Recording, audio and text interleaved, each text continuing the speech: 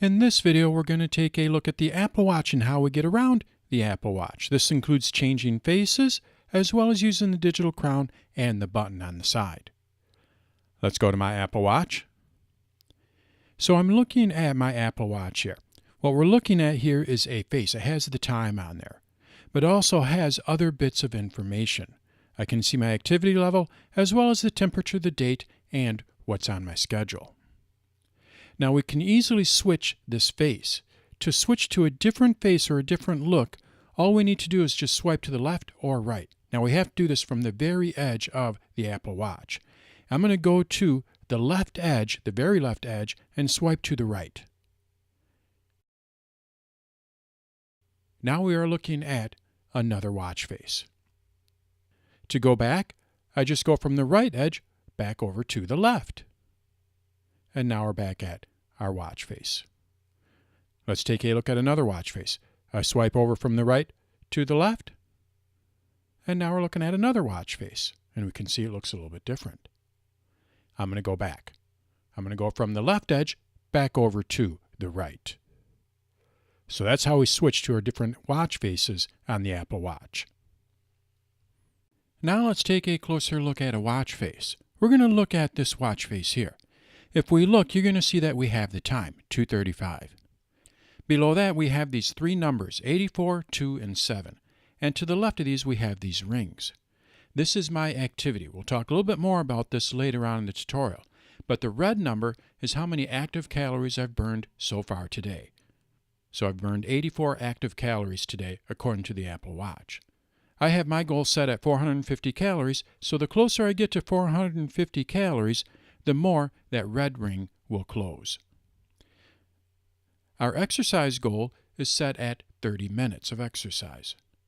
So far today I've had 2 minutes of exercise according to the Apple Watch.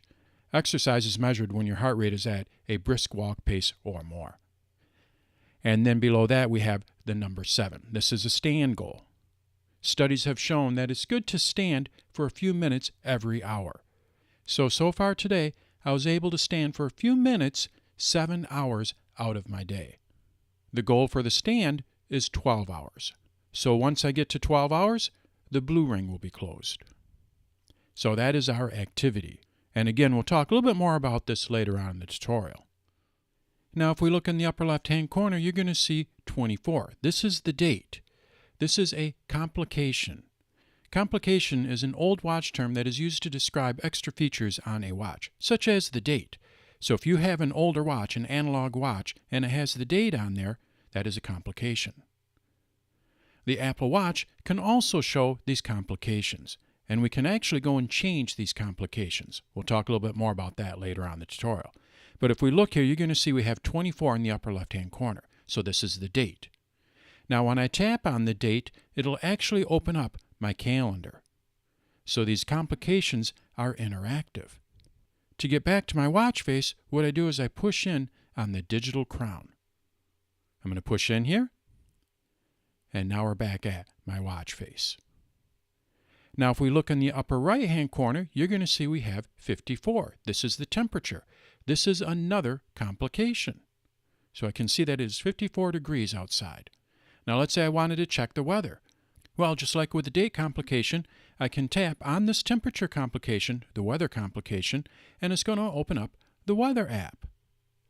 And now I have an hour-by-hour forecast. Let's push in the digital crown to get back to my watch face. At the very bottom, we have one more complication. You're going to see it says 3 p.m. TTQ. This is my next appointment. Again, if I tap on it, it'll open it up in the calendar app. So watch faces can support these different complications. The number of complications that is shown on a watch face is dependent on the watch face. So we have 3 complications in this watch face. Another watch face might only have 2. So those are our complications. Now if we look in the very center at the top, you're going to see we have a red dot. This indicates that I have unread notifications. To get to my notifications, all I have to do is just swipe down from the very top. So let's swipe down. And now we're looking at my notifications. If I have more than one notification, I can just swipe up and down to read through my different notifications, or I can use the digital crown to scroll up and down. To get back to my watch face, I just swipe up, or I can push in the digital crown. You're going to see that red dot is no longer there at the top. That's because I read all of my unread notifications. So if you see that red dot, this means that you have an unread notification. And then if we swipe up from the bottom, we have our control center. We'll talk a little bit more about this in detail later on in the tutorial. But with the control center, we can see if our Apple Watch is connected to our iPhone. We can also see the battery level, turn on Do Not Disturb, turn on airplane mode, mute the Apple Watch, lock the Apple Watch, and ping our iPhone. We can also set, if we scroll up, what the audio source is for our Apple Watch. So if we have multiple Bluetooth devices, we can set which device we want to use to listen to our Apple Watch. To get back to our watch face, we swipe down, or again, we push in the digital crown. So we swipe down to get at our notifications, we swipe up to get at our control center. We swipe to the left or right to change our watch faces. Watch faces support complications, and we can customize these complications. Now let's look at the digital crown. When we push in the digital crown, we get all of our different apps. We can scroll around this area just by tapping on an app and moving our finger. Tap on any one of the apps and it opens it up. To get back to our watch face, we just push in the digital crown again. If we tap and hold in the digital crown, then we get Siri. I'm going to cancel Siri by pushing in the digital crown. It brings us back to our watch face.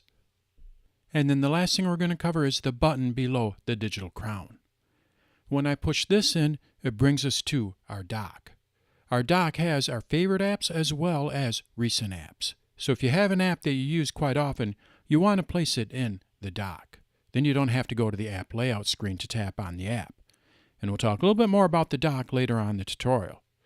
But with the dock here, we can easily scroll through our different apps, our favorite apps as well as recent apps. To open up any one of these apps, we just tap on it. Let's go back to my watch face by pushing in the digital crown. Now if we press and hold on the button, then we get options for turning the Apple Watch off, as well as emergency SOS and our medical ID. And again, we'll talk about these features later on in the tutorial as well. So that's a look at the Apple Watch. We swipe left and right to get to our different watch faces. We swipe down to get at our notifications. We swipe up to get at our control center. Our digital crown will take us to our apps, and if we push and hold on it, it will also open up Siri. If we're in an app, all we have to do is push in the digital crown to get back to our watch face. Below the digital crown, we also have a button. The button will open up our dock where we have our favorite apps as well as recent apps. And then if we push and hold on this button, we can turn the Apple Watch off as well as turn on emergency SOS and show our medical ID.